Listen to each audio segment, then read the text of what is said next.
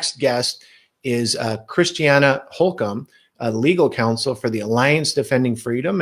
And with Christiana is Christy Mitchell, who's Alliance Defending Freedom's client and mother of Chelsea Mitchell, who is a student athlete who has been greatly affected by this. Just a little bit of intro, and I'm going to let Christiana ask Christy, her client, some questions. ADF is the leading organization in America defending women's right to fair playing field in sports in the courts, whether they be local, state, or federal. They are defending groundbreaking laws like those passed in Idaho last year that defends a woman's right to participate in competitive sports.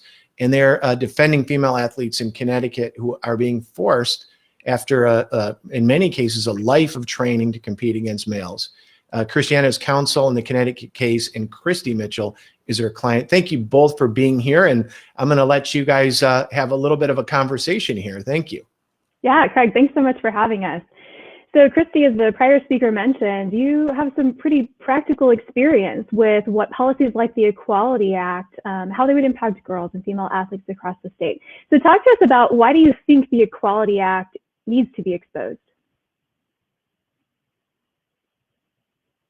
Well, so most people have no idea how harmful laws like this are. We have seen firsthand in Connecticut the devastating impact on women and girls. My daughter Chelsea is one of the best female athletes in the state of Connecticut. She's super talented and hardworking, and she was the fastest biological female in the sprint events in the state of Connecticut.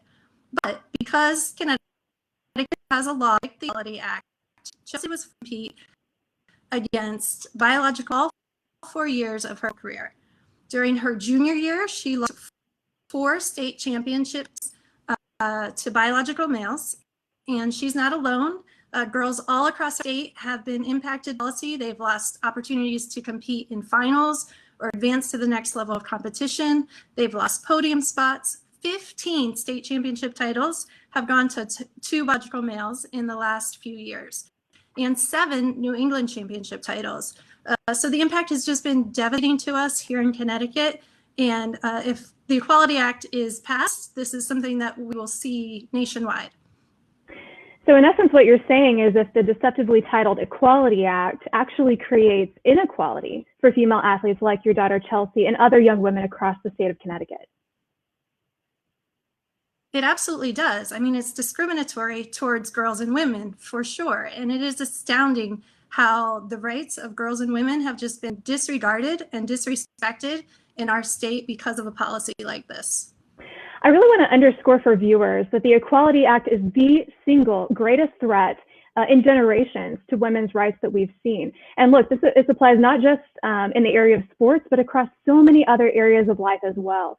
We know that we have women's sports as a separate category for a reason, and that's because there are those physical differences between the sexes. We want to ensure that girls like Christy's daughter Chelsea have a chance to be on the podium, to medal, to earn those championship titles, those scholarship opportunities. But if the Equality Act passes, we're looking at a future where at school districts across the United States, a biological male will be able to simply identify as female and dominate women's sports. We really are looking at a situation where it could be the beginning of the end of women's sports in our country. I know I don't want to see that happen. I know you don't want to see that happen. So if you agree, click like. Christy, what final message do you have for viewers out there? What action steps should they be taking? Well, we need to speak up now. A policy like this should definitely not be nationwide. That would be devastating. We need to learn from what happened in Connecticut. Call your lawmakers. Don't let them ignore you. They frequently ignore us here in Connecticut, but don't let them ignore you. Talk to your friends. Explain to them how misleading this law is. Write letters to the editor. Stand up for what everyone knows is the right thing here.